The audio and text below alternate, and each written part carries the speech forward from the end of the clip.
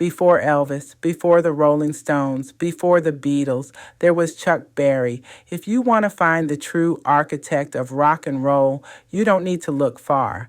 Chuck Berry's riffs, swagger, and storytelling created the blueprint for everything that came after. He wasn't just playing music, he was inventing youth culture. Born in 1926 in St. Louis, Missouri, Charles Edward Anderson Berry grew up surrounded by gospel and blues. By the early 1950s, he began blending rhythm and blues with country twang, setting fire to a new sound the world had never heard before. In 1955, he recorded Maybellene. With its driving beat and twanging guitar, it's considered one of the very first rock and roll records. Berry followed it with hit after hit: Roll Over Beethoven, Rock and Roll Music, Sweet Little 16, and of course, Johnny B. Goode.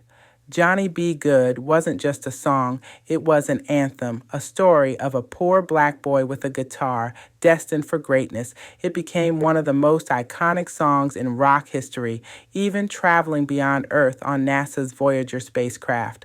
But Chuck Berry's genius wasn't just in his sound, it was in his lyrics. He captured teenage life with cars, love, rebellion, and fun. No one before him had given young people their own music to rally around. Elvis may have been called the king, but Elvis was following Chuck's roadmap. Yet despite his influence, Berry often faced racism and exploitation.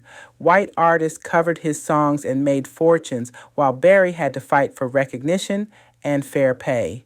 His career also faced setbacks from legal troubles, some tied to the racial double standards of his time. Still, his impact never faded. Generations of artists, from the Beatles and the Rolling Stones to Bruce Springsteen, have acknowledged their debt to him. Keith Richards once said, "Chuck Berry is rock and roll." Chuck Berry passed away on March 18, 2017, at the age of 90. He died of natural causes in his Missouri home. Even in death, his music lives on, because every time you hear a guitar-driven rock riff, you're hearing Chuck Berry. This is the Black History Vault, Unsung Architects, and is for educational purposes only.